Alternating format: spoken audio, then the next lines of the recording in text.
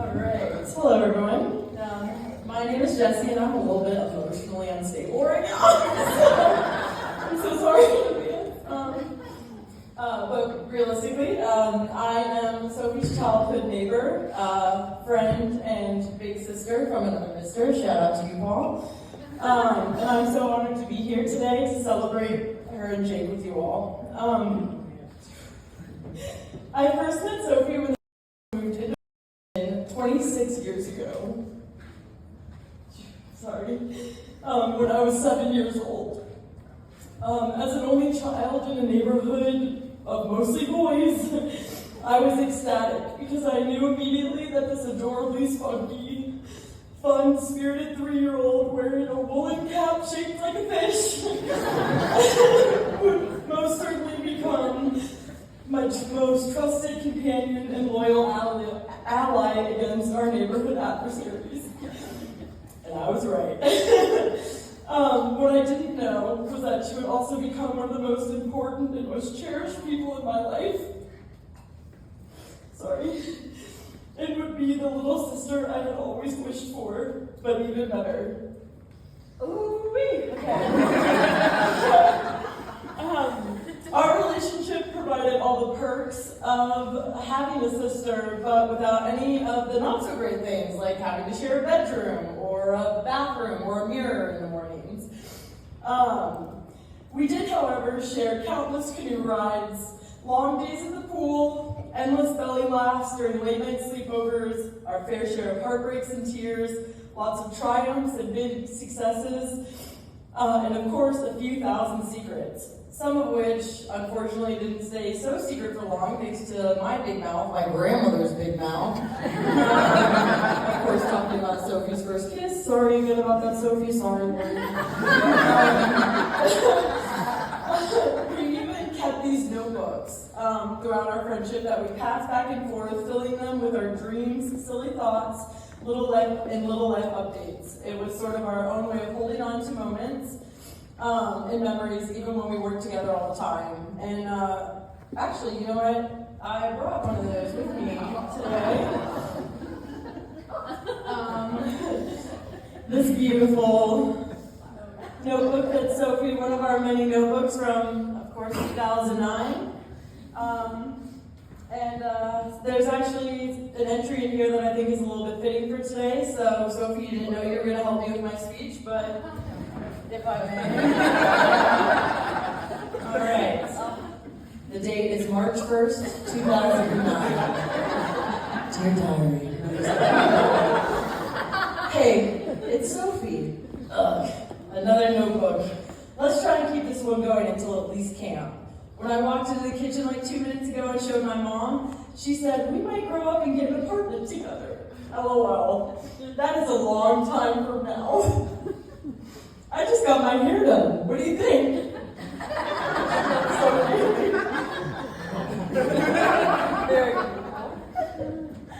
Well, Sophie, while I think your new do looked fabulous then, I think we can agree that our younger selves would absolutely freak if we could have seen back then just how incredibly stunning and very demure, very mindful you look here today at your wedding.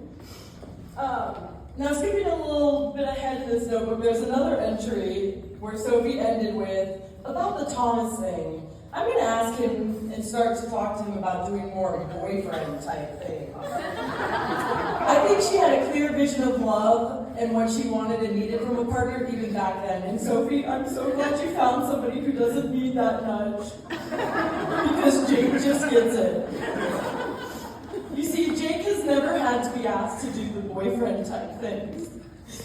Whether it's coming home early from work on her birthday to surprise her, or cleaning up the entire house when she's going to have a friend come over, or packing her lunch with sweet notes and little treats when he knows that she's running late in the morning. He just does it because he loves her, and that's the kind of incredibly thoughtful person that he is. And Jake, while I wish that I would have, had the chance to get to know you more over the last 10 years that you've been in Sophie's life, I can say that I've experienced myself in the few encounters that we have had, that you are, without a doubt, hands down, everything that my little sister wants, needs, and deserves in a husband. And partner for her, and I'm so glad you all found each other. And to his parents, thank you for raising such an incredible person for Sophie to love and to love her. And obviously, Lori and Paul, you know how much I love you. Andrew, also, good luck to you guys raising a good kid. I'm kind of obsessed. Oh, okay, this is going to be infinality. And Sophie, despite being younger, you have always been who I look to for advice, comfort, and direction. You have been an incredible role model to me my entire life. And I'm so proud of the incredibly hardworking, wildly intelligent, vivacious, beautiful, and truly awe-inspiring woman that you have become. It has been such a surreal privilege celebrating you here today at your wedding. When we were younger and used to daydream about true love, future weddings, and dream husbands, I know you always pictured Adam Brody being the one. As seen by this work of art done by none other than the bride herself, and that is a picture of Adam Brody with a bride on top of the wedding venue cake. That's so we cut out a picture of her own face and put on top, and it says true love. So, and I talked to Jake, and apparently that's still. Old topic. Right? But while you may not have ended up with Adam, his loss, by the way, I think we can agree that you found something infinitely better. Your real-life dream husband. And Jake and a love story that's truly better than anything they could hope to put on the big screen or a TV sitcom. I love you so much, and I could not be happier or more proud. And so we could all raise a glass and say cheers!